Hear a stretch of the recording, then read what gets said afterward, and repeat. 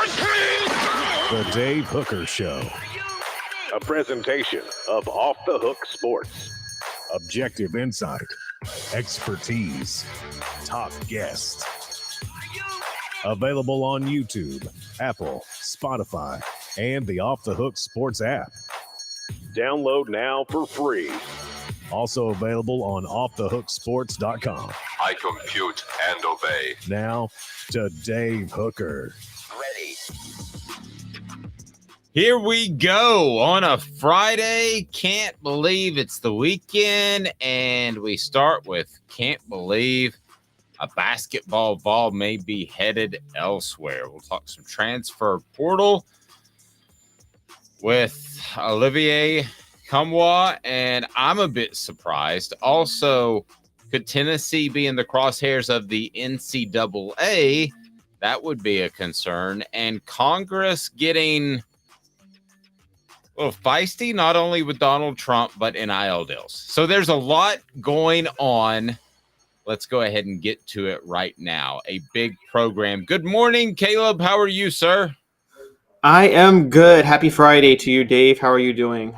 I'm well. Happy Friday to you as well. And we were live yesterday, shortly after we went off the air, as Tennessee picked up a big commitment, 4-star quarterback Jake Merklinger, which I thought was pretty monstrous. Those that are on board already, thanks for being on hold as we get rolling, and hit that thumbs up button. I really appreciate it. Travis says, good morning, Vol fans. We say good morning to you. We should also... I say I'm an Orioles fan. I'm just going to tell you guys I'm a huge Orioles fan. And because the Orioles beat the Red Sox yesterday, we're tied with the Yankees for first in the AL East after opening day. We have the smallest payroll, so we should get the tiebreaker. Let's just call the season. Season's over. Season's over. We win the AL East. Season's done. You don't want to see them go 162-0? Nope. Just stop it here. I've seen enough. Baltimore is 1-0. I've seen enough. Stop the count. Okay, fair enough. Just go ahead and do it and be done with it. And there you go. All right. So Olivier Nkamhoua enters the transfer portal before we get to today's tough question brought to you by Craven Wings. So Olivier Nkamhoua enters the portal, and I was surprised to see that come out yesterday. I did not predict that would happen. I didn't really see Tennessee having any significant transfers, and we want to discuss just how significant this one is. And it's brought to you by AndyMasonRealEstate.com. AndyMasonRealEstate.com will save you thousands, if not tens of thousands of dollars in real estate, because they've got over 40 years of experience right there in the Knoxville area. AndyMasonRealEstate.com. Tell him Off the Hook Sports sent you, or just all you got to do is fill out the form and he'll get in touch with you. Best service, best prices in the real estate biz. Your thoughts on Tennessee facing a potential transfer in Nkamhoua? Yeah, this one was shocking. I did think they were going to lose at least one big man. They have J.P. Estrella and Cade Phillips coming in. And also Jonas Adu, I think, is going to take another huge leap this offseason, because he took a huge leap last offseason. And I think that he's going to be the big man that everything goes through next year for Tennessee. So I really thought Uros Plavchik would actually be the guy to transfer and try to play one more year, because I think he's got a year of eligibility left and play somewhere else. Nkamhoua doing it is a little interesting. He's really the only stretch four that Tennessee can truly rely on. Rick Barnes still loves the stretch four, and he uses Nkamhoua a lot in that situation. The only thing I can maybe think about this is, look, maybe Rick Barnes nudged him and is getting a high-profile transfer somewhere else that we don't know about. I mean, that's very possible. Or maybe Rick Barnes, at his age, has decided overnight, I'm going to do what Calhoun and Dave Hooker have been telling me to do, and I'm going to play a little more small ball from now on. Well, I'm sure, yeah, and I can check IP addresses. We'll find out if he's watching, but I can go ahead and guarantee he is.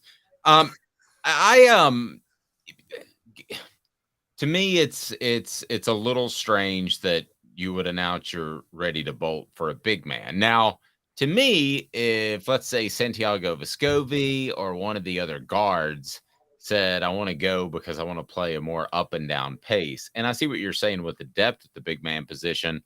If you'd have made a list of guys that could possibly transfer, Caleb, given what's coming in, and go ahead and address their class coming in, because it's something to behold. But if you made a list of guys that were going to transfer out, where would have Nkamhoua fallen on that list? Oh, near the bottom. No one has really benefited from playing for Rick Barnes more than Nkamhoua. He's got a before Nkamhoua, you had Yves Pons, who really benefited playing 3 years from Rick Barnes. Nkamhoua's like right there with him. I mean, you talk about a guy that really has fine-tuned the role that is meant for him, which is the stretch four, which there's going to be I would have thought if he stayed with Barnes another year, there would be a spot for him in the NBA in a couple of years. I mean, a 6'8", 6'9" forward that can go out and guard the perimeter, that can hit shots from the free throw line. There's a spot for you on the bench somewhere in the NBA when you can do that. Everybody needs a stretch four at some point. And I think this was really, really shocking. Unless he goes to play for Tom Izzo, who develops stretch fours better than anybody. It's kind of shocking that he decided to hit the portal. Yeah, it's near the bottom for me. It's honestly near. I would have even pegged Zakai Ziegler transferring before him. Wow. Michigan State, I mean, that's a blue blood program at this point, even though they just have one championship under Izzo, which seems like they have 8, but they don't. So they carry themselves like they have 8. They're like that. They're like the 2008 Celtics team, which I love Kevin Garnett, but Paul Pierce acts like they were a dynasty and that he's like got some credibility to speak on things like, bro, you won 1 championship, y'all 3 together. Well, don't run the Celtics into the ground doing that. But do you think he would have those sort of options, Michigan State options, Duke options, North Carolina options, or do you think he's going to go to a school that basketball-wise is a bit of a lateral move from Tennessee? I don't see people falling over themselves to get him. I think he'll be a guy that will fit in some programs. I used to always use this in recruiting. I had my own recruiting rankings. Okay. I had anywhere, somewhere, nowhere. Okay. So a kid that I would evaluate, because I've told you before, the 2 to 4 stars, I leave up to the experts. Okay. Yeah, I can get a bit of a difference, but for the most part, if a guy's a 4-star or a high 2-star, that I leave to the experts and I call scouts and I get their thoughts. So I created my own ranking system. It's called Anywhere, Somewhere, Nowhere. Anywhere means you're Nico or you are Arch Manning.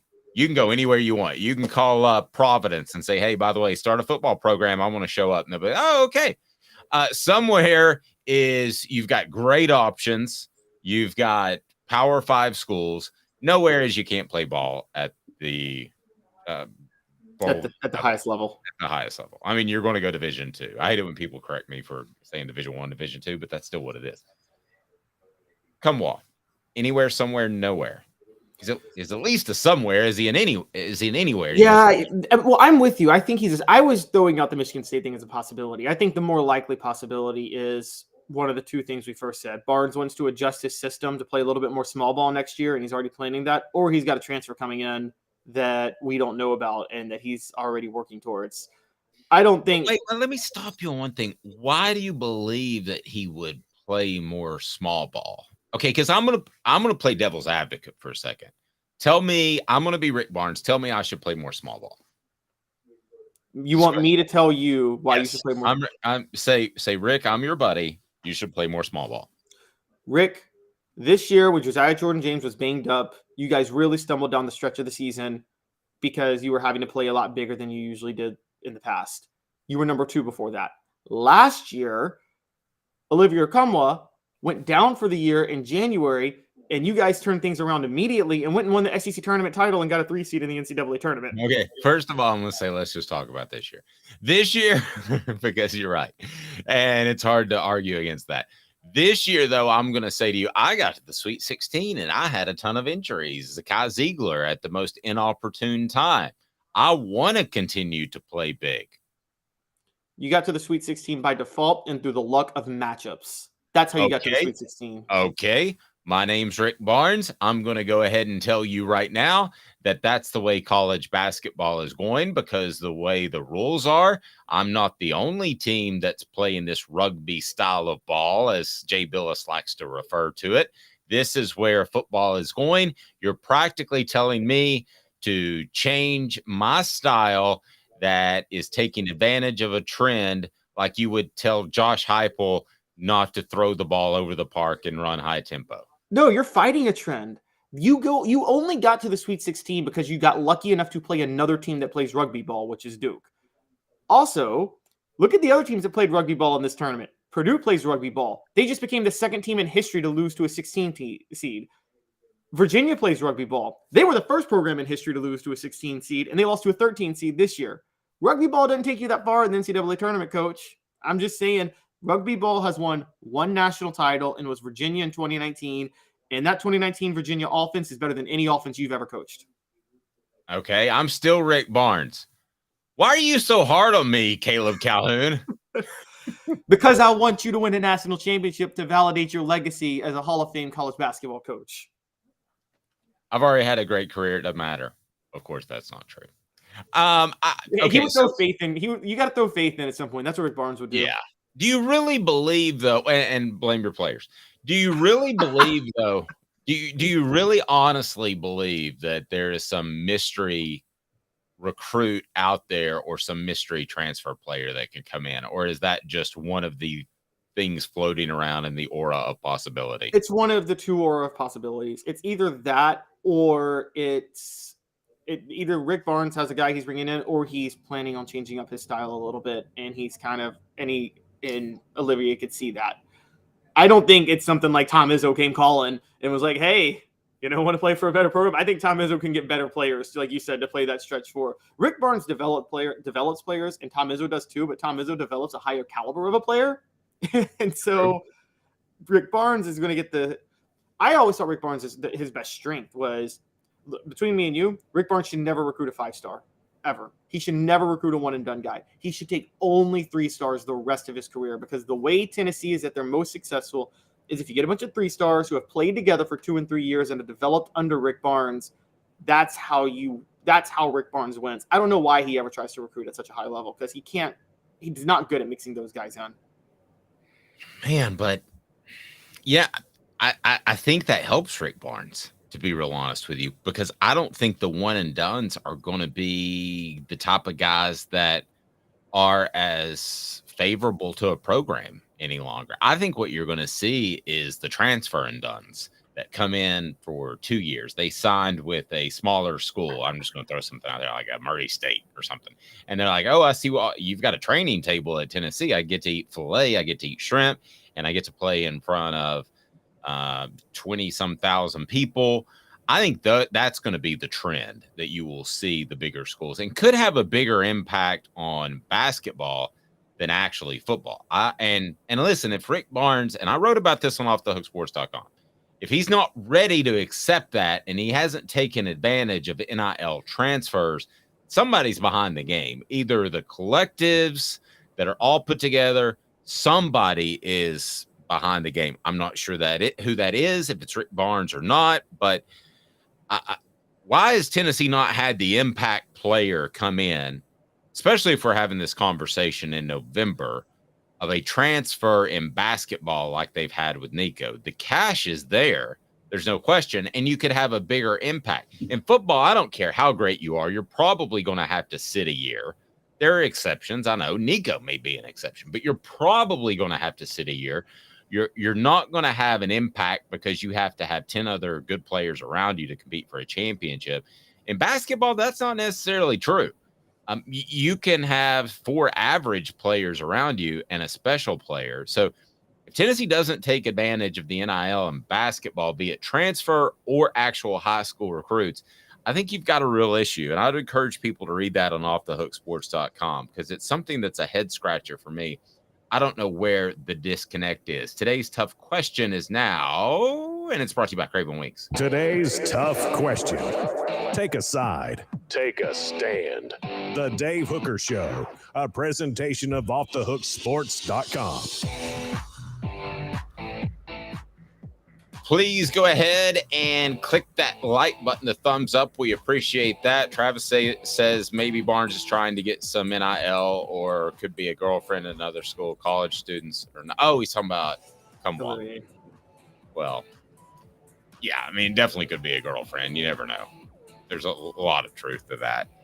But if he's trying to get NIL, that proves my point, because that would be very disconcerting if the NIL wasn't there. All right. So Vanderbilt has a linebacker that you probably, if you're watching closely, and the game wasn't very close last year, but if you watch a lot of SEC football, he's pretty darn good. And he's one of those that you would think that a lot of schools would come after. Problem is, you can't really come after them. If you do, it's got to be very vague. It's got to be something that is done behind closed doors through shady intermediaries. And CJ Taylor, Vanderbilt linebacker, says there were some conversations between he and Tennessee. Brought to you by Craven Wings. Today's tough question, and it's on our Twitter page. Tennessee is a program that's under NCAA investigation currently. Big Saturday brunch tomorrow. You need to check that out at the North Shore Chodo location for Craven Wings. I had the wings this week. They are phenomenal. The Vols reportedly talked to Vanderbilt linebacker CJ Taylor, which could be tampering. Are you concerned? And I've got not at all, a little bit, very. Right now, not at all, 57%. A little bit, 28%. Very, 14%. Caleb Calhoun, where do you fall? Today's tough question brought to you by Craven Wings. I fall under a little bit because I have to say I don't know how true this is. And the only reason I'm going to say this, I'm not calling CJ Taylor a liar. I'm not saying that there may not have been some conversations that were there to steer him towards Tennessee. I don't know how involved the coaching staff was because here's where I can't imagine they would be this stupid. You're going to tamper for a Vanderbilt linebacker. Now, we all know linebackers a need for Tennessee. Dave, you have an article up this morning about Keenan Peele. We know linebacker is a big need for Tennessee. You're going to tamper. And if I can interrupt, we'd be having a different conversation if we're talking about Peely and Taylor. We might be talking about the linebackers being a strength for this team headed into the season. Sorry, go ahead. Yeah. So you're going to tamper when you're under NCAA investigation for a linebacker who I'm with you could be good, but CJ Taylor is 6'1", 201 pounds. I don't know if he would be big enough to fit in this system for Tim Banks. I mean, even Aaron Beasley is 225, and he's more of the straight line speed, tackle you behind the line of scrimmage guy. So you're going to tamper with when you're under NCAA investigation and risk everything for a linebacker who may not even be a fit for your system. Man, if they're that stupid, I become very concerned overnight. I can't imagine they're that stupid. Here's where I thought you were going to go with the stupid thing, that there would actually be some sort of tie or phone call from Josh Heupel or Tim Banks to his cell phone number, some sort of tie in there. Listen, if Tennessee sends an intermediary to say, hey, CJ, what's the deal, man? Would you be interested? That's the way you got to do business nowadays. You don't think that every other big time program is doing that right now? They absolutely are. So go for it. Do those sorts of things. But if you actually speak to them personally, that's tampering. That would be very stupid. That is hard for me to imagine. So on that scale, I will say, yeah, I'm a little bit concerned from Tennessee's perspective, because if they did that, then you've got an NCAA issue that's floating out around there. And I'm telling you, this would look really, really bad. That's why they hammered Tony Vitello. That's why they suspended him for a weekend, because Tennessee's football team was already under investigation. You don't want to give them more ammunition, Caleb. That would be bad. I want to get to the message board, but more ammunition could turn a very small penalty into a much larger situation that even drags on into the summer and results in a larger penalty. That would be bad for the Vols. Oh, it would be disastrous. Absolutely disastrous. And that's why I only say a little, because I think the contact was, you're right, it was an intermediary, or maybe it was even a player. Maybe it was a player on Tennessee who went to high school with CJ Taylor and they're friends with, and CJ Taylor, and he just said, hey, CJ, Josh Heupel's got a spot for you at linebacker if you want to transfer here. And maybe it was something like that. No, agreed. Go ahead and hit that thumbs up button. I want to go to the message board. Okay. And if you haven't subscribed yet, please do that.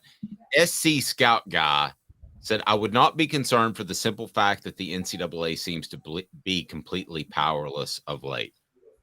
SC Scout Guy completely agree, except for the fact that last month they added about 40 people to their enforcement staff. They're sick of being made fun of. They want to get some sort, and listen, they'll handle it wrong. I'm not saying that the NCAA has suddenly become this bastion of legislative justice. They haven't, and they won't. But they are going to, at some point, use that group of people to hammer somebody. They are looking for someone to make an example out of because NIL got completely out of their hands. So that's why I'm still on the little bit concerns me scale from Tennessee's perspective. But good point. They haven't shown a lot of teeth to this point. David says very. Even if nothing comes from it, it can be a Banks-sized distraction. It's a Banks. We could turn that into Take that to the bank. Or no, it's a Banks. What happened? Why didn't you write that story, Dave? Caleb asked. Man, stuff was going on with my family. I got Banksed. Totally distracted. SEC is acting like the IRS now with more, or I think he's referring to the NCAA with hiring more agents. Yes, he was. It's time to abolish the NCAA anyway. Yeah, I'm with you on that. But I think this is concerning to an extent. But I go back to, I think Josh Heupel is highly intelligent. You don't hear me say that about a lot of football coaches. Okay. So I think that he is smart enough to know you've got to find the right intermediary that it never comes back to you. So that's why I would not go very typically on this. Had this been Dooley, Butch Jones, even Philip Fulmer, I'd be on the very scale because those guys, Philip got caught in some stuff. And I think obviously Jeremy Pruitt did. If it was anybody else other than Josh Heupel, I'd be on the very scale, but I'm just a little bit right now. Did Fulmer get caught in some stuff, or did people around him get caught in some stuff, and he just wasn't too apt to put a stop to it the way he needed to? Well, I mean, I go back to the one thing that would have been monstrous now, and that's meeting with the alleged sexual assault victim the day after the assault at a Shoney's in Knoxville. So, I mean, Josh Heupel's never going to do anything like that. No, he's not. That's similar to KPD calling the police after they arrested, or calling Jeremy Pruitt after they arrested Jeremy Banks, which was so common, I know, back in the day, wasn't it? Where they called the coaches. Right. And body cameras for police have pretty much taken that away. You can't get away with that stuff. You can't say, hey, coach. And listen, I've had people recognize me before when I got a speeding ticket one time. They said my full name is not Dave, it's Davis. And they said, hey, Dave, where are you going? I said, I'm running late for my radio show. And I knew they knew me because they used Dave. So listen, but you can't let people go like you used to just because you know them and maybe like them on the radio or like the way they play football on Saturday. Everybody has body cameras that run all the time. You would know better than I, right? Oh yeah, they all the time. And even if they don't have body cameras, do you know how many places have cameras just hidden? It's funny because I was in New York with some friends a few weeks ago, and my family back home are buying into the whole media hype that New York's dangerous now, and I'm like, and they're like, you're walking around Manhattan? I'm like, yeah, nothing's going to happen to me in Manhattan because no matter what happens, there's a camera on some building that's going to catch it. I mean, that's just a fact. Like, you're watched everywhere you go in Lower Manhattan and up to Midtown, and. So we're both going to settle on a little, but not very. Does this story have legs? And when I say legs, that we could see a development in the next couple of days in which they follow up with him and the NCAA even looks into it. Does it have legs? Does this grow from a small thing into a big thing anytime soon? It could, but it could have look, it's very possible CJ Taylor's just being an instigator here. I mean, it's very possible that's the case. So we don't know. I don't know if he's being an instigator, but I think it's very possible that somebody just said to him, hey, have you ever thought about playing at Tennessee? I think that's more likely. That had a loose tie to Tennessee than Josh Heupel called him. Well, yeah, that's what I was getting at, though. That's where I see he was being an instigator, is because he played it in a way that. You didn't mean purposefully, like he didn't go out thinking, "Oh, I'll get Tennessee in trouble." No, I think he just embellished a little bit to make it sound a little more dramatic. My question for you was, would Derek Dooley really have done this? As much as you don't like Dooley, it seemed like he was at least process oriented, where he wasn't going to try to like commit an infraction. Yeah, I just thought he was a little bit of a doofus. I mean, I think he would be more likely than Heupel. I don't think he was as premeditated. So, I don't think this is I really don't think it has legs. And unless Vanderbilt wanted to push it and that puts the kid in the middle, I don't think it has legs because guys are so insulated now. So will there be a follow-up question? Yeah, I don't see that being the case, Caleb. I don't see anybody saying, "Hey, you said this. Now I want to ask you this." I mean, heck, he may not be available to the media for what? Till fall. The fall camp. Yeah. So this is that's it's not much to read into right now. So I say a little concerned, and only be a little concerned if you think that the staff, that what was implied was fully true. And I can't imagine it was. I can't imagine the Tennessee football coaching staff is that stupid. I just can't. Smoky Mountain Red brought up a good point. And I think this is where this whole thing gets a little goofy. Can collectives make calls? No. The collective is an affiliate with the university. So it's an initiative by the university with the university. So you work with them once you're on campus. So technically, they can't recruit in any capacity. Now, that's not to say that there's not recruiting going on. Even transfers. That's not to say that there's not recruiting going on. That's not to say that maybe some booster who's giving money through the collective may not be saying to a guy, "Hey, I'm not saying I won't have you be the front man of my car shop, or of my car dealership, but you commit to Tennessee, you got a very, very good chance of being the front man of my car dealership." And I'm not saying that. Caleb did the wink for those on the audio platform, by the way. So in other words, yeah, it's kind of a wink deal. But there's not just one collective. It's not just Spire. So how do you manage all these collectives? For instance, I'll talk to somebody who is starting a collective, and I got a really good vibe off of him, want to work with him, and he wants to help some of the people that aren't getting the money. And maybe he'll wait for them to be on campus. But if there's 10, 12 collectives, how are you able to monitor each one so they're not calling guys at lesser schools and saying, "Hey, you could come to Tennessee"? Like I'm not saying McAllen Castles did this, but McAllen Castles he had a stipend to buy his food and go to his dorm and cook it. At Tennessee, you go and there's a feast that's like a mix between the Golden Corral and Ruth's Chris every single meal.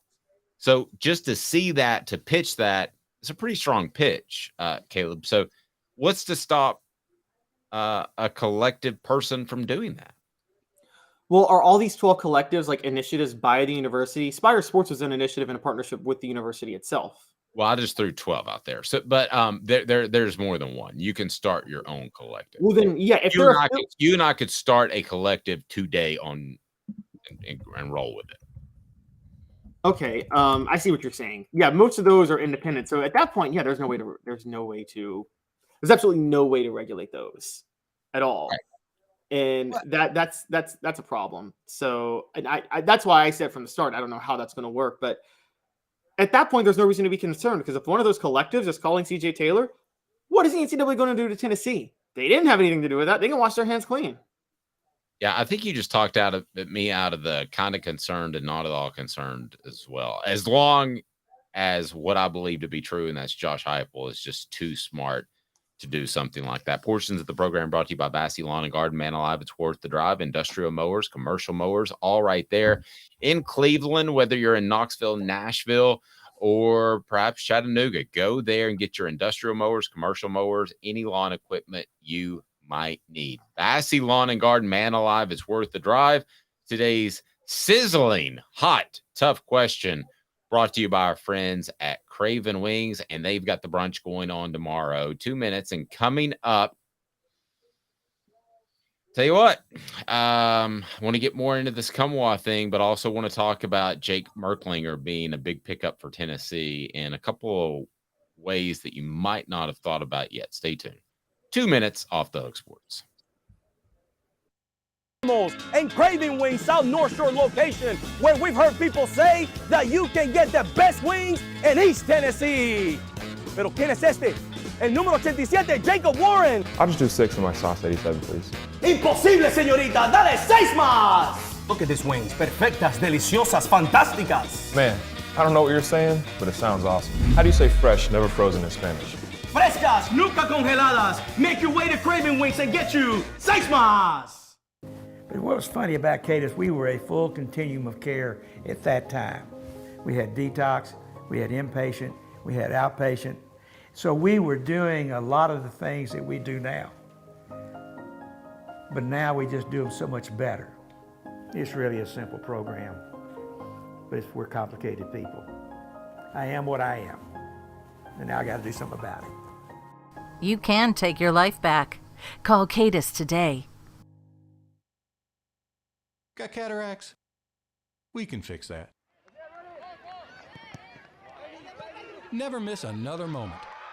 With a little help from Doctors Campbell, Cunningham, Taylor, and Hahn at cctis.com. Do you want to own the more that owns every job? Then get to Vassey Lawn and Garden in Cleveland and get you a Toro. I'm David Vassey, here to talk to you about Toro. With a Toro Zero Turn, you'll get more out of every minute and you'll reach the finish line faster. At Vassey's, we like to say, no matter if you're mowing 3 acres a week or 11 lawns a day, homeowners and business owners alike find confidence in equipment they can trust from top to bottom. Vassey Lawn and Garden, Highway 60 North in Cleveland. Man alive, it's worth the drive. Our family has been creating jewelry since 1986, each piece unique with a story all its own. I'm Rick Terry with Rick Terry Jewelry Designs. I'm a jeweler, and I want to be your jeweler. We're grateful that you chose us to be Knoxville's best jeweler. My family and staff look forward to serving you. So please come see us. Kingston Pike and Campbell Station Road in the heart of Farragut and downtown on Gay Street, right next to the Tennessee Theater. You're listening to The Dave Hooker Show, a presentation of OffTheHookSports.com. The internet is full of pictures of each and every one of you. Available on YouTube, Apple, Spotify, and the Off the Hook Sports app. Download now for free. Is there nothing you people can't do? Also available on OffTheHookSports.com. Alrighty, here we go. Tennessee picked up a big commitment. 4-star quarterback Jake Merklinger. We covered that yesterday from Georgia. He picks the Vols over Michigan State, North Carolina, and Georgia. Somebody brought up a really good point on our YouTube channel. By the way, if you haven't subscribed yet, please do that. Have friends subscribe because you'll love it. We got some big stuff coming up we're excited about. No Fred White today. We're working on our Celebrate 98 project, so we got a long day tomorrow. But Fred will join us most every Friday. I would say 50 weeks out of the 52 Fridays. I'm going to commit to that. Jake Merklinger. Yes, he gets a bye week every once in a while. Jake Merklinger commits to Tennessee, and I want to play 4 downs with his commitment. So here we go. And this is a new type of 4 downs. And go ahead and weigh in on the message board. I'm going to specifically go a little bit slower. By the way, Smoky Mountain Red loves the ad with Jacob there, who is, yeah, I'll take the 87 sauce. We need to have Jacob on to kind of make fun of him a little bit because he's such a good speaker and he seems like he's nervous with the camera there on that Craven Wings ad. He's got to pop out of his shell and just talk some trash, point at the camera and say, try the 87. Man, the 87 really is awesome. And I'm a Buffalo guy, so try that at Craven Wings. But the 87 is awesome. 4 downs is now. It's brought to you by Campbell, Cunningham, Taylor, and Hahn. Campbell, Cunningham, Taylor, and Hahn. Vision correction that you just can't get anywhere else, and it's local. 4 downs. 4 questions. 4 answers. The Dave Hooker Show. 4 Downs. A presentation of offthehooksports.com.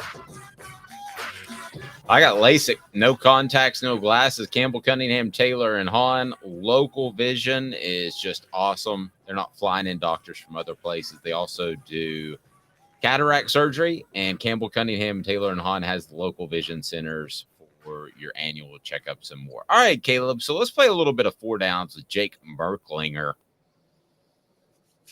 Here we go. And I'm upping the ante. Chips in the middle. You have to bet your mortgage on these 4 down questions. Okay? All right. Jake Merklinger, betting your mortgage, signs with Tennessee. Yes or no? Yeah, he signs with Tennessee. Okay. I was thinking that first down would be a play action, take a shot at the end zone first down, but that was a run 3 yards in a cloud of dust. Well, here's why I brought that one up. Because he also said that he was willing to go to North Carolina, which has Drake May. So I don't think he's afraid of competition at all. I thought about this more last night. So whether he goes to Tennessee or he goes to North Carolina, there's competition ahead of him. And even if Nico somehow wins the job, plays every game, and is a superstar, I still think he comes to Tennessee. He's looking at this as far as the long play. So I would bet my mortgage, yes, he signs with Tennessee. Plays for Tennessee in 2024. You got to bet your mortgage, yay or nay. Second down. Yes, he'll play a few snaps. He'll get some experience. Josh Heupel will bring him in, call a play action against Missouri for an extra touchdown to get 60 points. Yes, I think he plays in 2024. I will agree with that as well. Smoky Mountain Red says commits seem to stick more than they did 10 years ago. That is really true, and I'm not sure why either. Sometimes Smoky Mountain Red's reading my mind. I was thinking about that last night. It used to be a commitment. We'd always say non-binding to make sure fans didn't get their hopes up. They seem to stick more. That would be because you have the option of transferring if you do commit now more. If 10 years ago, if you commit, that's your life decision right there. You just put your life in the hands of the coach you committed to. Right, because it's basically a 5-year agreement on the kid's side, or it was. All right, we'll start a game for Tennessee. You got to bet your mortgage. Yay or nay? No. See, I'll say no too, and it's nothing against Jake, who we both like on tape, but just the odds of it, if he gets behind Nico and he's not seeing playing time, he could transfer out, they could bring somebody in. I'm going to say no just based off odds. I agree, because there's the Nico factor. There's the fact that he could transfer with the Nico factor, but let's throw this other part out there. Say he decides to stay, and he would be, he'll wait till his redshirt sophomore or redshirt junior, whatever year to start when Nico leaves. I was going to have a couple of quarterbacks in that class. So you have to bank on him beating out those guys. But more importantly, we both watched Jake Merklinger's highlights. He's a better pro-style quarterback than a lot of guys, including Nico. That doesn't mean he's the best fit for Heupel's system, though. His release is a little slow, and you know that the quick release is the most important part of the quick release is the second most important thing for Heupel's system, isn't it? It's the deep ball. Oh yeah, or a quick combination of the read and the delivery. Yeah, he's got a bit of a Tyler Bray delivery, which was a slower release, if you remember. Are you talking about Merklinger? Yes, okay. Merklinger. So sometimes I look at Ian Maleva, and I think that he has a little bit of a Tyler because he kind of drops it down 3/4, but it's fast. It comes out so quick. But it comes out fast. So I think that's what they're working on right now. And he's had some accuracy issues. I'll go ahead and tell you at spring camp, but I think that's because they're trying to rework his mechanics a little bit, get him a little bit more over the top because he's a slinger now. Travis says, I bet he starts a game. Odds are there will be an injury. It's true. Travis says Joe started games in the last 2 seasons. Just saying, very good point. And lastly, Merklinger will play out his eligibility at Tennessee or go to the NFL early. If he goes to the NFL early, it'll be based on what he did at another school, not what he did at Tennessee. Okay. Leaves Tennessee to go to the NFL early. No. Plays out his eligibility at Tennessee. No. He's going to play out his eligibility somewhere else. I mean, this is zero shot at Jake, I promised, but I'm going to agree with you. I'm just going to have to base it off numbers. And my mortgage, man, I got to pay it or my wife gets really mad. Smoky Mountain says, I hope early because he balls out. Well, that's true. He might very well do that.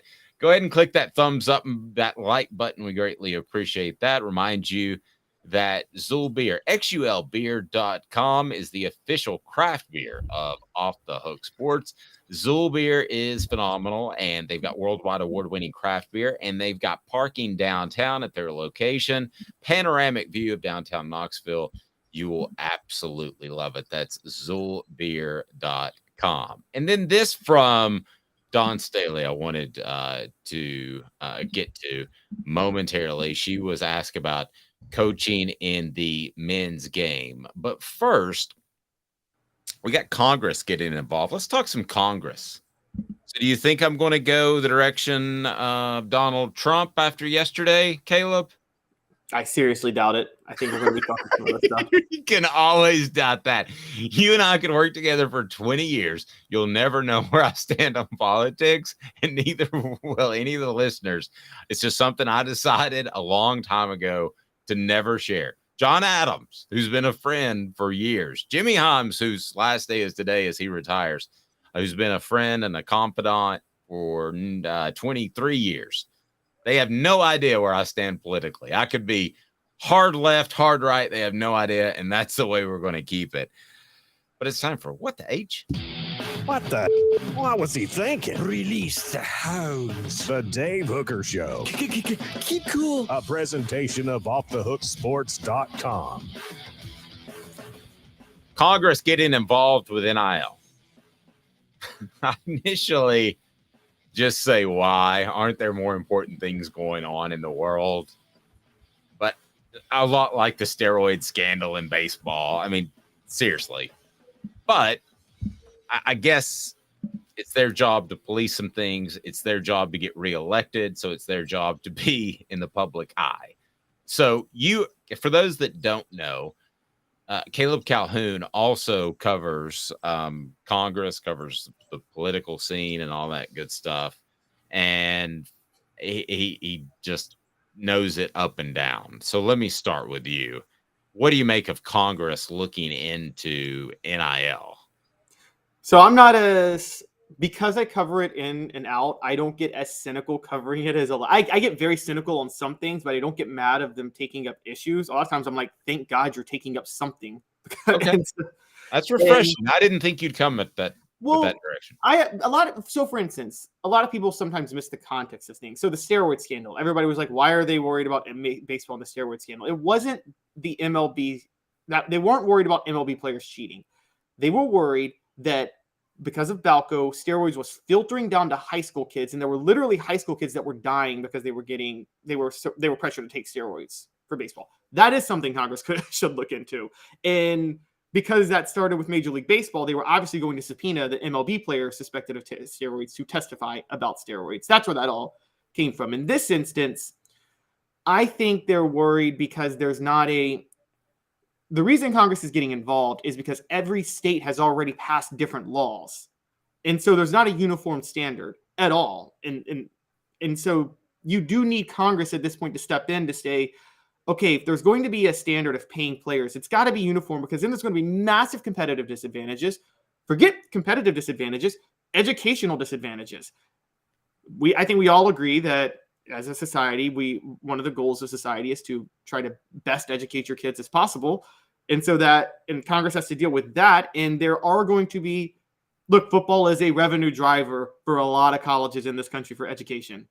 And so I think something you might worry about if your Congress is, if Tennessee has the most fair and loose NIL standards possible to pay anybody, and down in Louisiana, LSU is like super strict on it. Well, no, not LSU, because they're going to get talent anywhere, no matter what. Let's say Ohio State is super strict on NIL and not letting anybody in. Well, you're going to see a giant gap in which football program is more dominant in 20 years. So, but why does Congress care about that? Because you and I, this may be the first time that you and I vehemently disagree on Wait, let me finish. Oh, you can finish. You can finish, but I have a retort. Football gets really good at Tennessee. The academic programs at Tennessee get really good. And all of a sudden, the academic programs falter at Ohio State, and in-state kids trying to get in-state tuition at Ohio State, trying to go in-state to Ohio State. Kids from Ohio don't have the best academic option to go to school. Just saying, that's possible. I think they want a uniform standard of NIL. Reach. The Supreme Court already ruled on this. If the Supreme Court can rule on it, if states themselves can pass laws addressing this, which they have, why shouldn't Congress get involved? Okay, but specifically what I want to address is the fact that they want full disclosure of NIL. Okay, that's at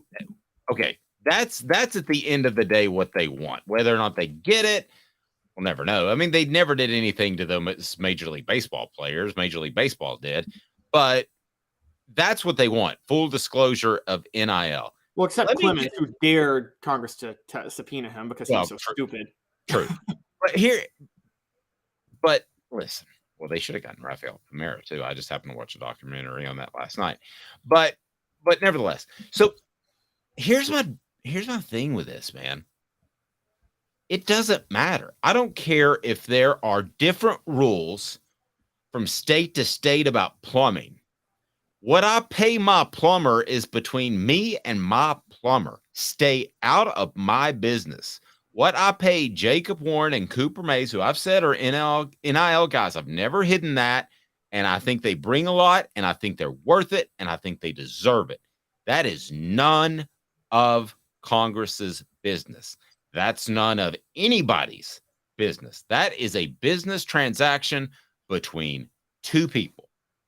And I do not understand how in the world, other than them knowing what I paid them so that they have to claim it on their taxes and I claim it on my taxes as an expense, I don't understand why in the world Congress needs to be involved. And I'll tell you this too, just from a sports stance, let me take away the stance of the government being a little bit too intrusive in my mind.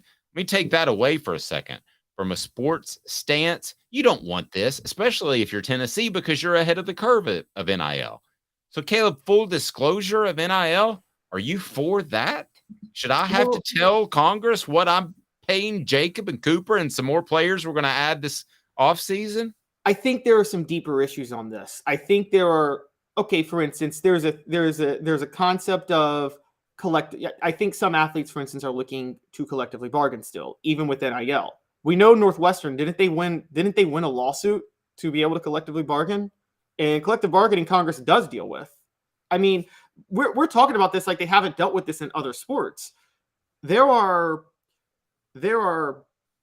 full-on protections in baseball, basketball, football, hockey for the athletes to collectively bargain because, as Congress would say, those are employees who are not there's no competitive league, the competitor that they could go join. They can only play with this league. The NCAA, there's really no competitor right now in college football.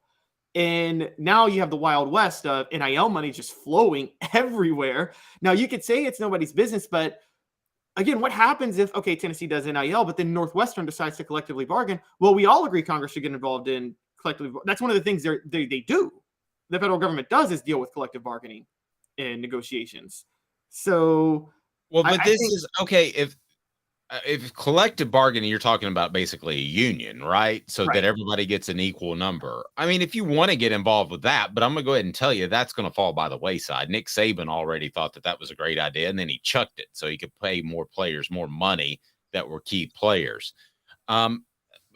Listen, I will go ahead and tell you, I will go out of my way to pay Jacob and Cooper under the table so that they can't monitor this money, which would hurt me from a tax standpoint, but I'll give them cold, hard cash because there is no way that they should be able to share with the public what these guys are making. I don't care if it's me or somebody else. There's no way they should be able to share that. I don't think it's really fair that we know that Nico Iamaleava is supposedly making $8 million, which has never been truly confirmed. Well, we don't really know it. That's the thing. Some reporter got a hold of that. Right. And somebody leaked it to them, and that's fine. I think it Because was Lane Kiffin. maybe. Well, that's not a bad point. But listen, the media is essentially the fourth arm of the government, is what it's been referred to. And the media, they need to go get all the information they can. But do I need to be told that I, as a business owner, not as a reporter, but as a business owner, that I have to turn over what I'm paying to them other than in my taxes, and they could make that public? Absolutely not. And now if the NCAA wants to try to do something like that in their forever decades long stupidity, go for it. Okay, go for it. But they don't have subpoena power. Congress does. And this to me is an infringement of rights. Absolutely an infringement of rights. If they tell a young man that you have to disclose all that you made, or they tell a school you have to disclose all that you pay, I don't understand. You just said it, though. You theoretically have to disclose it for taxes anyway. Right, but that doesn't become public knowledge. I don't think it's fair that it becomes public knowledge because, listen, okay, let's just say, for instance, Nico's making $8 million and Jerome Carvin was making $10. Well, that doesn't need to be public knowledge. That's their business. I mean, that's their own business. That's two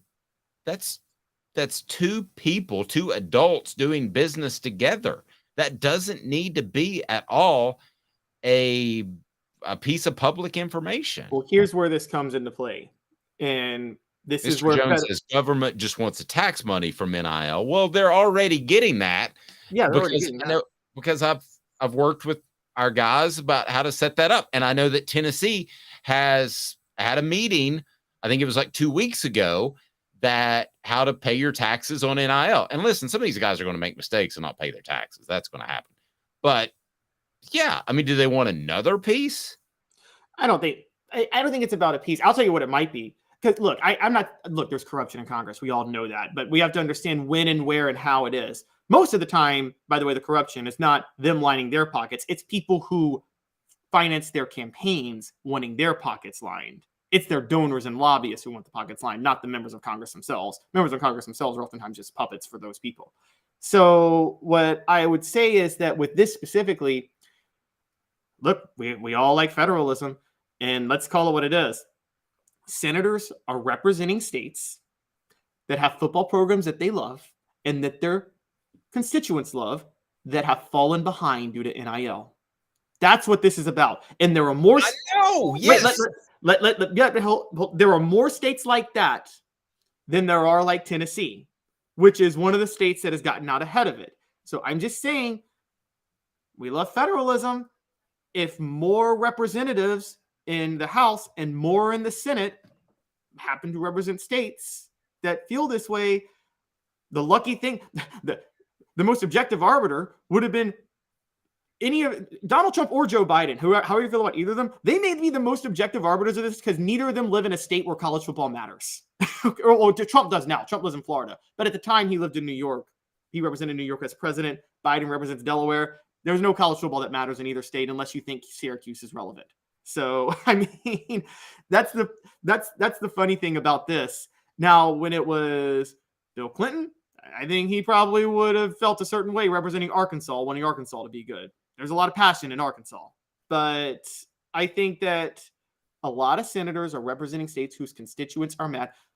I'm looking at Florida. This came out from a congressman in Florida as first one to draft this bill. Thank you. I knew we'd get there. I'm glad we did. It came out of Florida because Jaden Rashada was promised $13 million, showed up on campus, didn't get his earnest money, but was willing to show up on campus, and then there's no money there, and they just backed out of it because of a legal loophole. And to me, for somebody to do this in grandstand just to get us talking about it and to maybe get on SportsCenter, and this is more exciting than talking about flood zone recommendations. Okay. So people are going to talk about it. People don't go, oh my gosh, that Nebraska flood zone area, we've got to do something about that. Nobody gets fired up about that, but they get fired up about college football.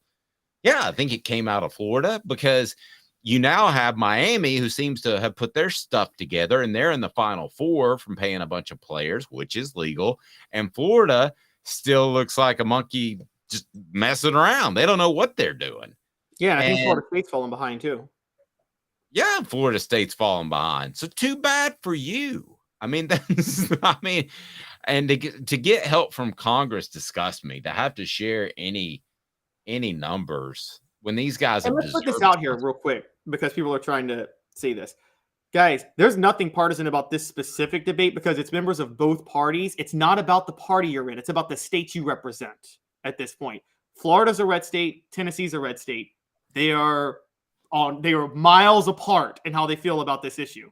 So it has nothing to do with party lines, this specific topic. It has to do with who represents the states whose schools have gotten behind on NIL. Yeah, just listen, just stay out of my business.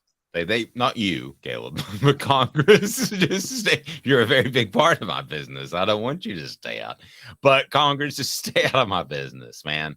I mean, just diehard fans with power.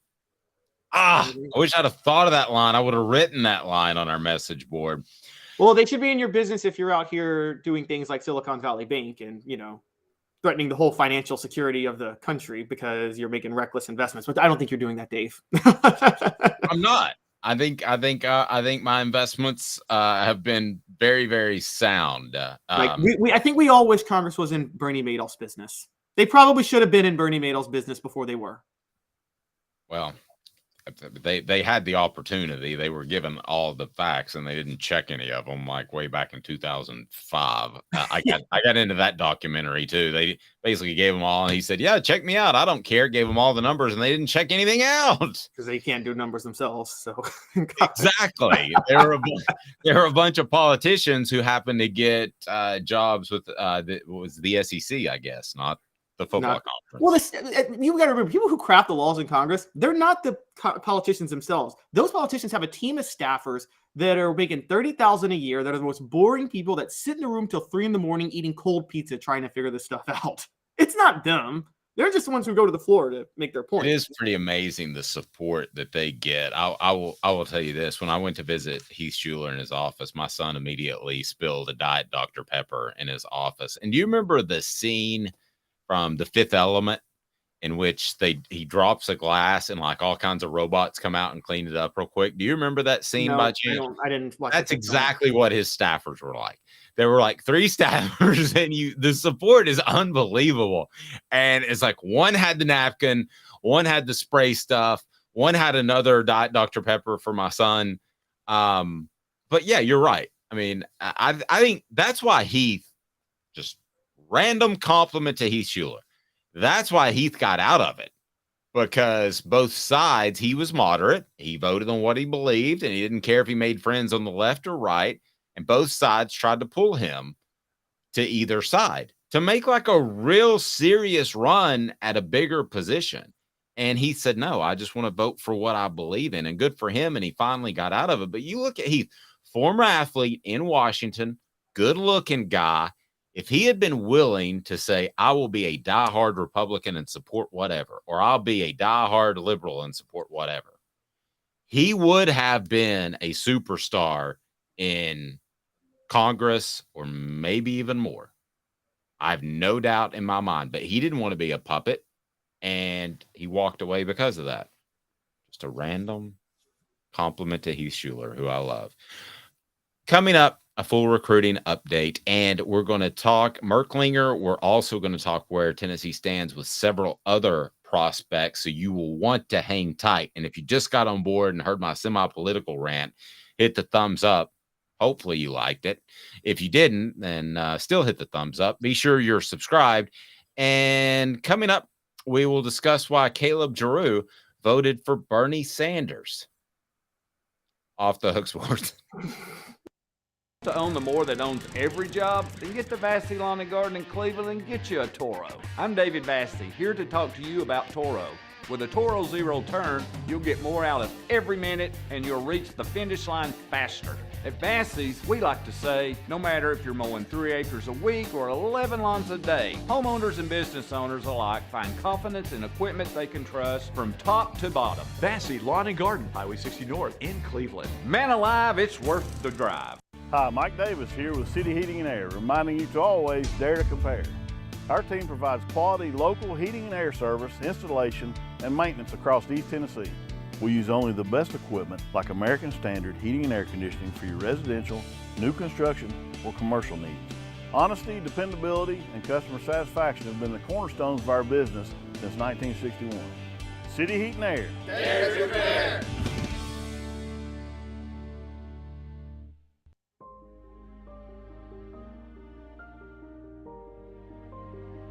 Our family has been creating one-of-a-kind pieces of jewelry in West Knoxville since 1986. Each piece is a combination of unique processes that bring your idea to life. Every day in our shop, a truly special item with a story all its own is being manufactured in our facility, bringing the history and family sentiment into a whole new generation of life. We are grateful that you chose us to be Knoxville's best jeweler, a title that we value and respect. Because to me, being a jeweler and owning a jewelry store are not the same thing. I'm Rick Terry, I'm a jeweler, and we want to be your jeweler. Kingston Pike and Campbell Station Road in the heart of Farragut, and downtown on Gay Street right next to the Tennessee Theater. With all that sun, sand, and salt water, the beach is a very relaxing place. Unless you wear contacts. Ow! Open your eyes to the best the beach has to offer with LASIK vision correction from Campbell Cunningham Laser Center. Ah. What's up, everybody? This is University of Tennessee tight end Jacob Warren, proud to announce that I'll be working with Craven Wings again this season. And I want you to give your all and try my signature sauce, Sauce 87, at either of the Craven Wings 2 locations, Chapman Highway in Seymour and South North Shore Drive at the Markets of Choto. When you're craving wings, it's gotta be Craven Wings. Online at cravenwings.com.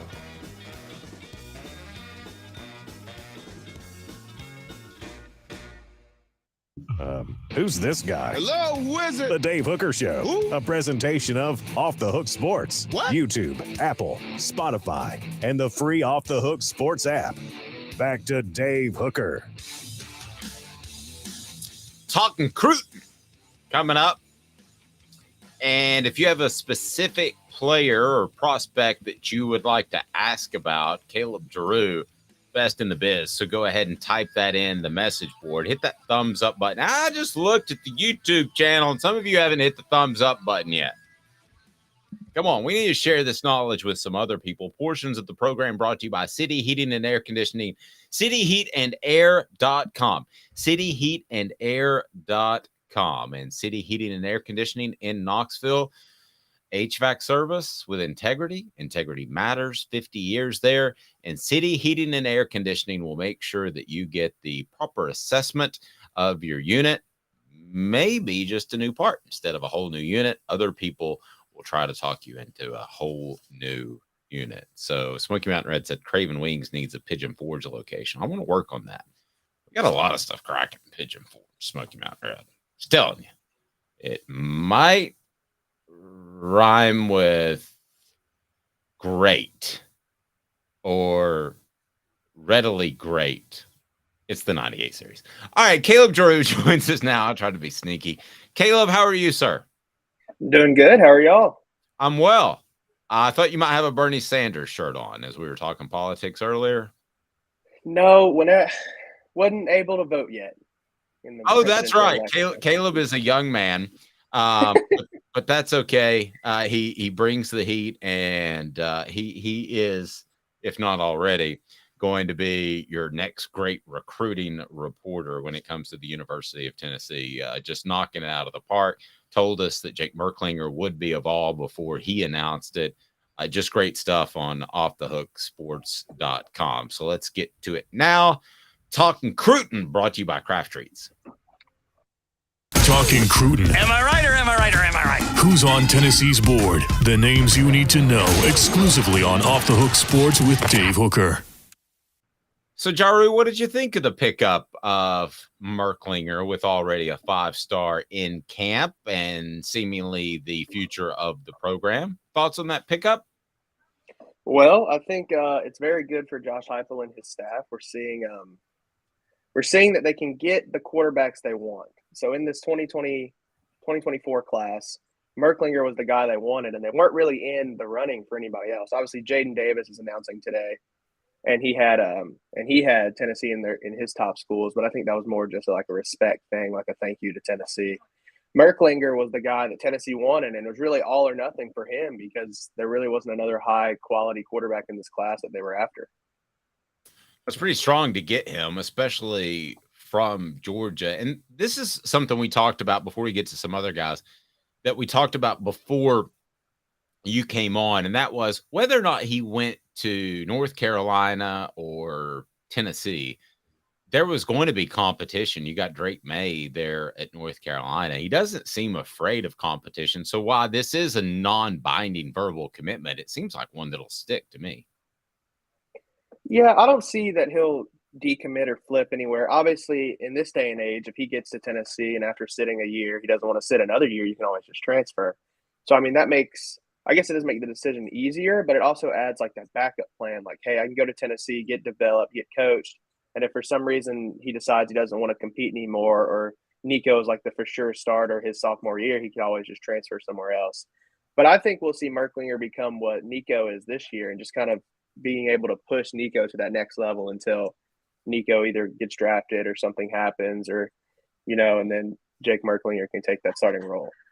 Amari Jefferson is a wide receiver that Tennessee's taking a look at. What can you tell me about Amari Jefferson? By the way, you may have a new nickname, Rootin' Tootin' Crutin' Caleb. There you go. But Amari Jefferson is an interesting case because he's committed to Tennessee for baseball. But recently, a lot of his offers and attention has come from football. So it's kind of one of those things, and y'all probably know a little more than me about this, but it's obviously very difficult to play two sports in college. Iowa had a pitcher who was also a wide receiver, and he was on scholarship to be a wide receiver. And then I think maybe 2 weeks ago, he tweeted out that he'll no longer be pursuing football and he'd be just pitching for Iowa. So, I mean, it's very, very hard to play both baseball and football in college. But obviously he liked Tennessee enough to commit to Tony Vitello in baseball. So I don't see why Tennessee couldn't get a commitment here in football. And he's an in-state guy from Baylor School in Chattanooga. But the only thing is Tennessee's competing with just about every other top school in the country. You got Alabama, Georgia, Colorado's in here, Oregon. So obviously he's keeping his options open. But I'll just go back to what I said before. If he liked Tennessee enough to commit for baseball, I don't see why the 4-star won't commit for football. There you go. By the way, slight sidetrack. General Nealon said Arian Carter will be a flat-foot stud. Mark my words. I think he meant flat-out stud. I don't think he's going to be flat-footed like me. But I'm hearing the same thing, General Nealon, just so you know. Talking Cruton brought to you by Craft Treats, crafttreats.com. Use the promo code Off the Hook for their chill pills. Their chill pills will help your pet with digestive issues, anxiety issues, or they might have arthritis issues. That's crafttreats.com. Use the promo code Off the Hook for 20% off. Crafttreats.com, promo code Off the Hook. They have other non-CBD awesome treats as well. So, Calhoun, what you got? Drew, on a broader sense, sticking with Merklinger, not really sticking with him, but Heupel obviously signed Taven Jackson in 2022. Nico is the crown jewel of 2023. Now Jake Merklinger of 2024. Taven Jackson's obviously hit the portal. Dave and I had been in this kind of conversation where we thought the days of taking a quarterback every class are over. But you think Josh Heupel is still going to be the guy that takes a quarterback every single class? I could see it. I do agree that the days of taking a quarterback every class do seem like they're over. But if you're a quarterback, and it's kind of the way I've been thinking about it, even if you don't play at Tennessee, which is obviously the issue why places don't have a quarterback in every class, they want to play. You want to get playing time instantly. The transfer portal is a thing. He can still get developed by the two of the best quarterback minds in the country. And you never know what could happen, and Nico might not pan out for some reason, and a Merklinger could step in. Or we could see Merklinger in a year or two, like Taven Jackson, hop in the portal and go to another Power 5 school. So I also kind of agree that the time of quarterbacks in every class is over. But with the way Heupel is recruiting, and I mean, who wouldn't want to play quarterback in his offense? It's a very easy. It's not an easy offense, but it's a very easy offense to be a quarterback in. So obviously, that's the place quarterbacks wants to go, and Merklinger wanted to be a Vol, and so if he's willing to sit 2 years, I feel like his junior season he could be very successful and make a name for himself. And then if they have a quarterback every class, then maybe eventually we'll just see Tennessee quarterbacks play 1 year and then hop into the NFL draft every year. Sorry, mic mute button. My bad. Tell me about Jay Harper, who, interesting picture of him that we used. He looks like he's in some sort of police lineup. But Jay Harper, 6 foot, 165-pound cornerback. He was in Knoxville on Tuesday, and it seems like the Vols are all about him at this point. Number 50 cornerback in the class, 3-star, so not incredibly highly rated. But a guy that it seems like Tennessee wants. Yeah, and something that stood out to me about him was he got to see spring practice, and he was following Willie Martinez and the cornerbacks wherever they went, seeing what Willie Martinez was telling the cornerbacks. And he told me that one of his favorite things about practice was that Willie Martinez is not a very rah-rah coach. Like, he's not going to light you up after a drill or yell at you from halfway across the field. He liked how Martinez would pull the cornerbacks to the side and, like, teach them and walk them through the drill and then send them back to get a rep in. It's not like a yell at you, light you up kind of thing in front of everybody. He said that really stood out to him, and he likes that Willie Martinez is teaching the cornerbacks more than just, like, getting onto them and getting mad at them. He said he could see himself fitting in Tennessee's defense, and he could see himself fitting with Martinez's system. And also, while he was watching practice, he said that the defense came up with a big interception, and they all kind of, like, went out there and were loving on the guy and, like, happy that, as he put it, happy their brother had succeeded. And he could really see that it was a brotherhood on Tennessee's defense, and he really liked that. I like a coach that when he berates me, I can't understand him, like Ed Orgeron. There you go. or yells to the media in the middle of drills. What's up, Hook? I'm good. I don't think this is an appropriate time to talk. Yeah, Raging Cajun. That's right. Which Jaru is, by the way. I don't know how raging he is, but he is. Yeah, he doesn't sound. You don't sound like Ed Orgeron at all, Jaru. Do your impression. Let's hear it from Jaru. Yeah, Jaru impression. Go Tigers. That's pretty good. But mine's money. Your Orgeron impression is better than your Lou Holtz impression. I will say that. My Lou Holtz impression was awful. As soon as that crossed my lips yesterday, I was embarrassed for myself and everybody associated with Off the Hook Sports. All right, Calhoun. Before we go, sorry, can you do a Joe Paterno impression? Me? Yeah. I don't even really. I guess I could prop my leg up when I sit in the press box. Oh, I forgot about that Tennessee game. Yeah, I'm trying to do it like, it ain't real fast. We gotta go do stuff like this. But really slow when he does it. No, I can't do the Joe Paterno voice. Like, I didn't know if you could. Travis says do Andy Rooney. I could do Andy Rooney all day. I mean, Andy Rooney's easy.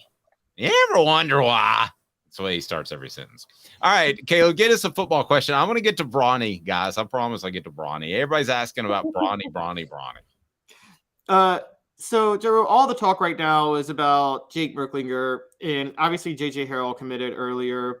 Maybe the future duo at Tennessee. We don't know, but outside of that, it seems like the class is still defensive heavy. Do you think this is going to be another defensive laden class 2024, given the issues facing Tennessee right now?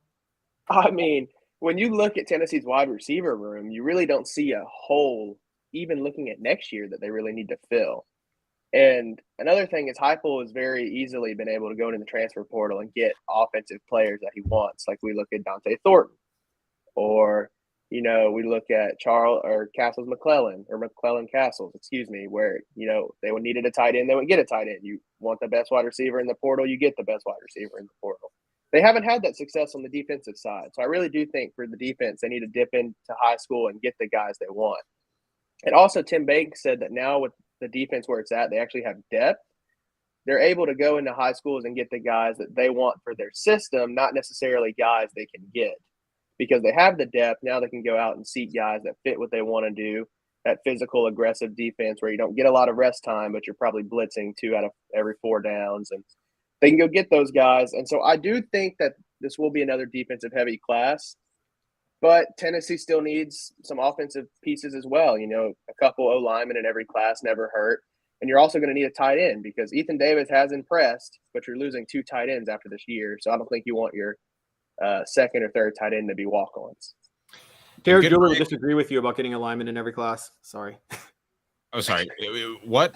You should get a lineman? No, Yeah, I'm joking. I'm saying Derek Julie would disagree with Jaru about that you should get a lineman in every class. Remember that, Dave? 2012? Oh, gosh. Yeah. That's your guy, too. Dave is attaching things to like everybody today. Yeah, that's right. Well, you said Derek Dooley's pretty good. I never said that. When we first met, and you said the sentence of, "This might sound crazy, but I'm not as down on Derek Dooley as you might think." I'm like, there's a huge gulf between that and he was very good. He just had an impossible situation. You know he did, Dave. The way I recall it is you said Derek Dooley, Vince Lombardi, same person. Never said that. Do you not recall it that way, Jaru? Is that not what he said? I don't remember it all, but that's definitely something, Calhoun. Yeah. I don't know. You guys are ridiculous. Calhoun, go put on your orange pants and check the mail. Oh, Lord. He said, I remember him saying, I feel like the Germans right now. Okay, and y'all are coming. Yeah, I remember him saying Derek Dooley check is what he said, and that's what stood out to me. You guys are ridiculous. All right, let's get back to some recruiting. I don't want to get through this without dropping a deuce. Deuce Knight, quarterback out of Mississippi. That one got Caleb. Deuce Knight, another quarterback. Goodness gracious, can they get another quarterback? I mean, if you want a quarterback every class, it seems like Deuce is shaping up to be your 2025 guy. He got to watch spring practice, caught up with Heupel and Halsley. He really, really liked how Halsley was coaching Joe Milton. He was impressed with Joe Milton. He said he could throw the ball 100 yards with no effort. He said he liked Nico, and he's a smart kid. He could really tell that, like, every quarterback in Tennessee's room kind of has a different play style. He walked me through how Halsley talked about it. He sat in their QB meetings, and he could tell that, like, they understood the terminology. They understood what was happening. You know, Milton has that big arm, and he can throw it 100 yards. But then you have Nico, who's more of a smooth-footed quarterback with a smoother-looking release. He's not really going to throw it 100 yards, but he just kind of looks like your prototypical quarterback. He really liked Tennessee. And another thing that stood out to me is Halsley talked to him about Drew Lock and Hendon Hooker and how they came in. You know, Hendon Hooker didn't come in very highly touted out of Virginia Tech, and then Drew Lock, before Halsley got over there, was not very good. And he showed them how every year they improved to kind of sell him on the fact that if he comes to Tennessee every year, he'll develop and improve. So I thought that was kind of cool. And it also shows probably why they're able to recruit quarterbacks so easily is because there's proof. Like you can tell a recruit, hey, look at what we did with Hendon Hooker, or look what we did with this guy and how much better they got. Why can't we do the same with you? Okay, so 3-star offensive tackle Mike Williams talks top 8. So he released that, and he visited Tennessee. What did Mike have to tell you? Well, he was impressed with Tennessee. He liked Glenn Ellerbe. It seems like a common trend is that a lot of people like Tennessee's coaches. He said that Ellerbe coaches a lot differently than some of the other coaches he's been around whenever he took visits. You know, he said Ellerbe was very, very, very, in his words, keen on the fundamentals. He wanted to make sure every offensive lineman had the technique completely correct in every drill. And, I mean, we've seen that too. I mean, if an O-lineman is even a step off in one of the drills they do, Ellerbe stops the whole thing and explains the drill. Or as he told us, Cooper Mays stops the drill and explains it to the younger guys how to do it correctly. He said that stood out to him. He said it was high intensity. And he said Ellerbe to make sure that if you don't have the technique right, that you're not on the field. Like, he he said it a bunch that Ellerbe is really, really a fundamental coach, and that's something that he likes and that he can jive with and enjoy. And his top 8 is Michigan State, Miami, South Carolina, West Virginia, USC, Virginia Tech, Maryland.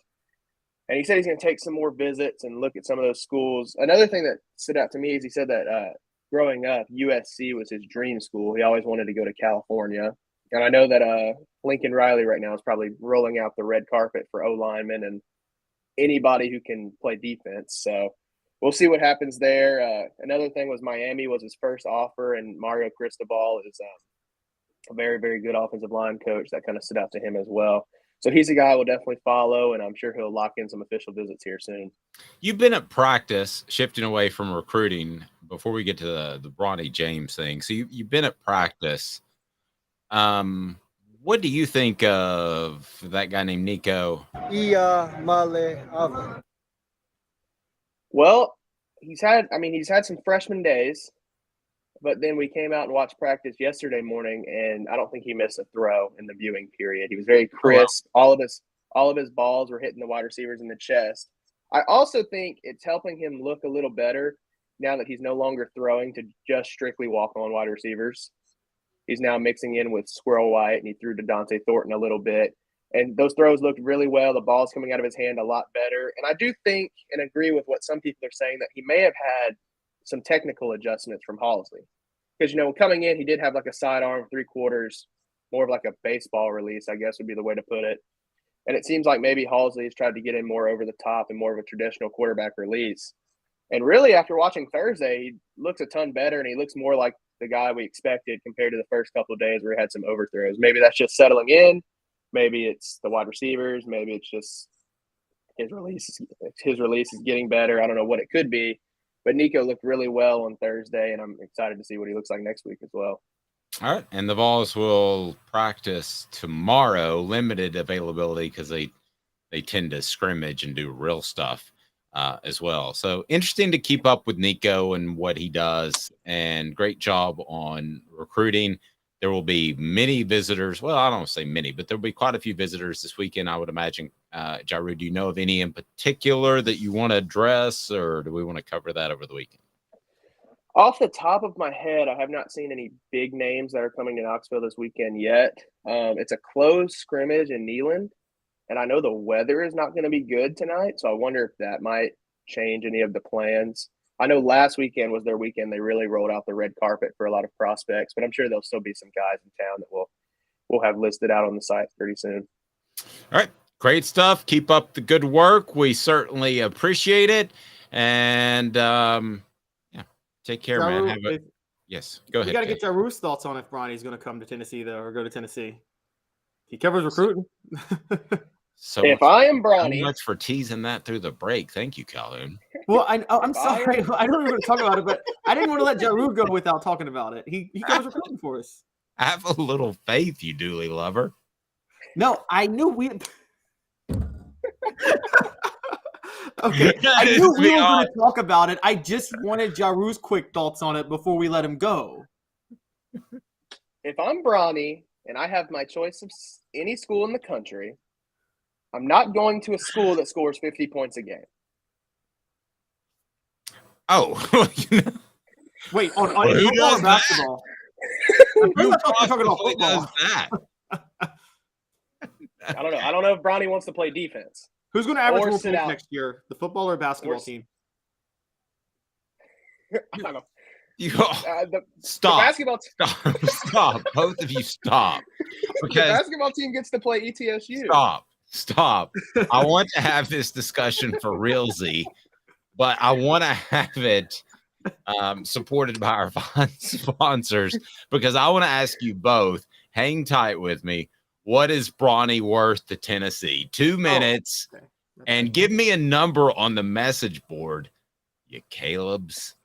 Goodness gracious. And I didn't know Jaru, a lot of people don't know it, but Jaru is like a huge Pruitt guy. Stay tuned. 2 minutes. To own the more that owns every job, then get to Vassey Lawn and Garden in Cleveland and get you a Toro. I'm David Vassey, here to talk to you about Toro. With a Toro Zero turn, you'll get more out of every minute and you'll reach the finish line faster. At Bassey's, we like to say, no matter if you're mowing 3 acres a week or 11 lawns a day, homeowners and business owners alike find confidence in equipment they can trust from top to bottom. Vassey Lawn and Garden, Highway 60 North in Cleveland. Man alive, it's worth the drive. Hi, Mike Davis here with City Heating and Air, reminding you to always dare to compare. Our team provides quality local heating and air service, installation, and maintenance across East Tennessee. We use only the best equipment like American Standard heating and air conditioning for your residential, new construction, or commercial needs. Honesty, dependability, and customer satisfaction have been the cornerstones of our business since 1961. City Heat and Air. Dare to compare.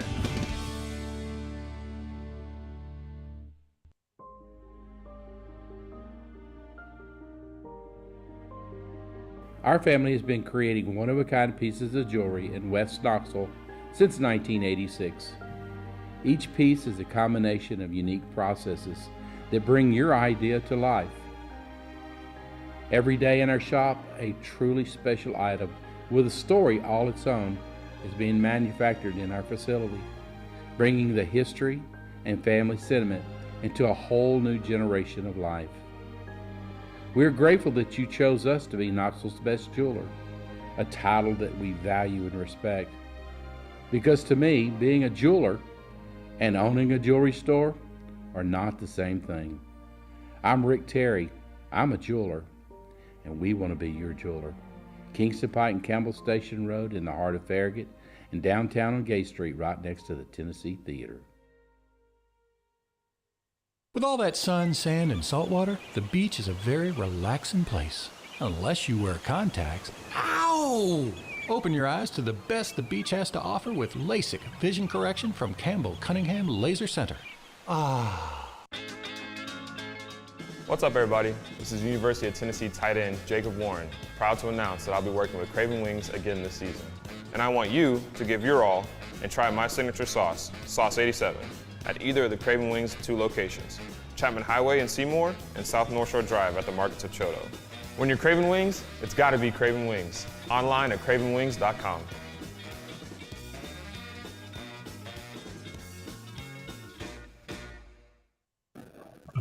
Who's this guy? Hello, wizard. The Dave Hooker Show, Who? a presentation of Off the Hook Sports. What? YouTube, Apple, Spotify, and the free Off the Hook Sports app. Back to Dave Hooker. Okay, off topic, but people keep asking about it. Bronny James. Travis says, man, do you really want that circus at Thompson Bowling Arena? LeBron is a clown. What? He's the best player to ever play the game. I don't start a whole discussion. Calhoun's like, no, Derek Dooley is.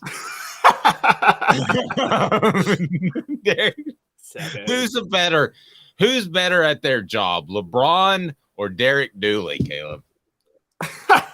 Well, I mean, as a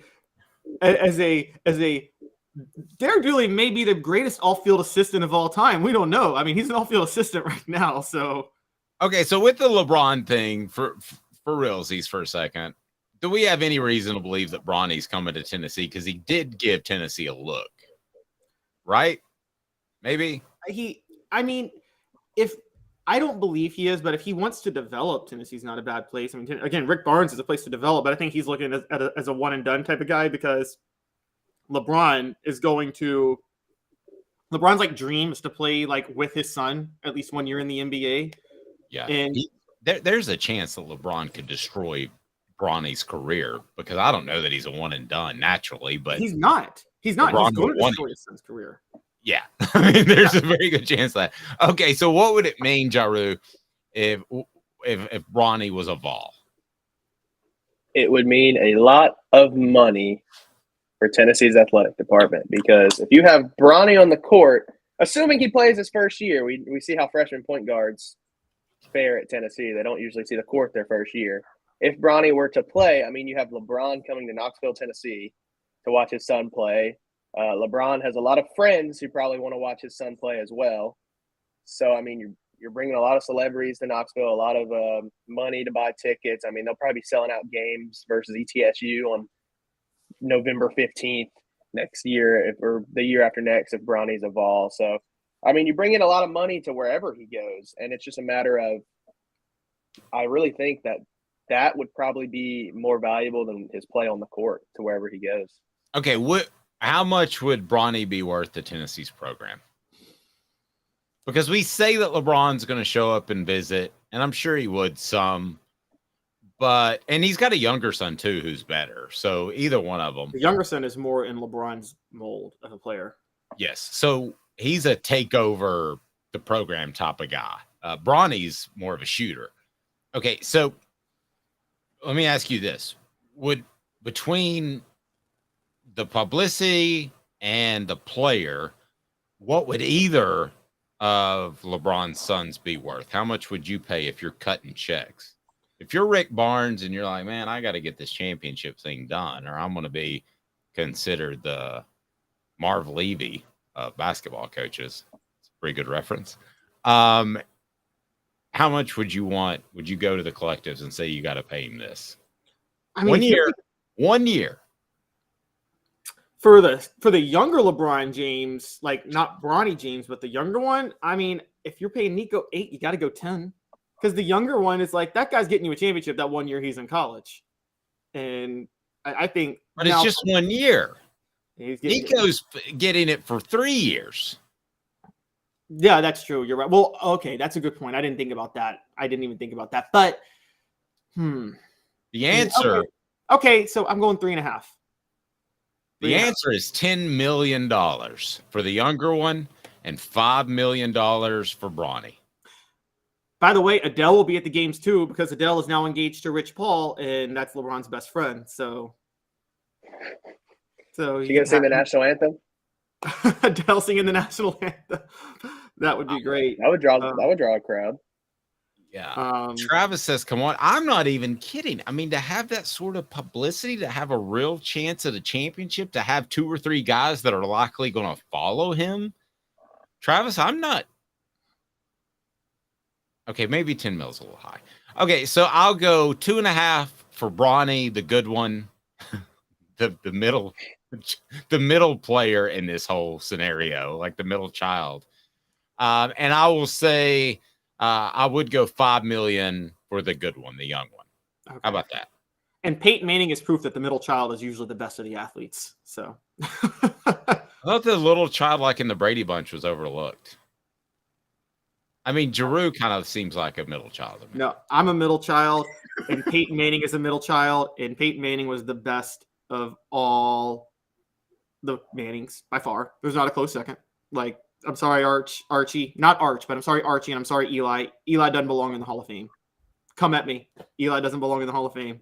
I'm fine. He's a giant, but he won 2 Super Bowls. All right, so what would So did Jim Plunkett, right? Yeah, and Jim Plunkett should be in the Hall of Fame too. If you went to You're on crack. Okay, possibly. But all right, so what do you think of my number? 2.5 and $5 million. 2.5 for Bronny, $5 million for the younger one who is way better.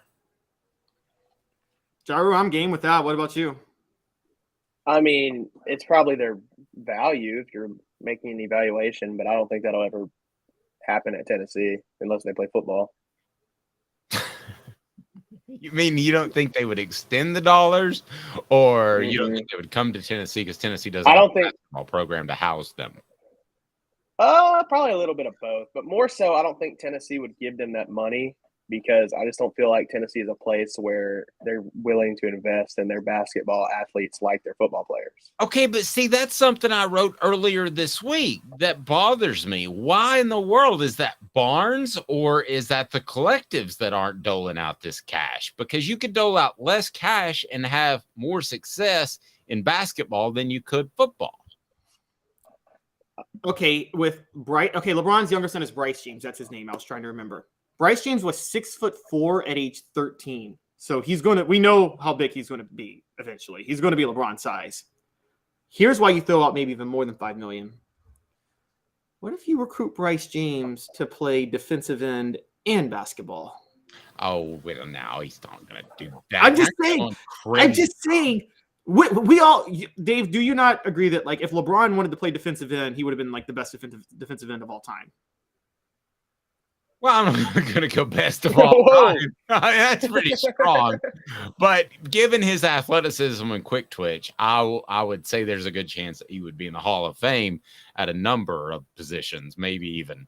He would have been the new Doug Atkins for this era with his athleticism. Oh my gosh. Now we've gone LeBron crazy. But no, okay, just like, by the way, if Michael Jordan played wide receiver, best wide receiver of all time, there wouldn't even be a debate.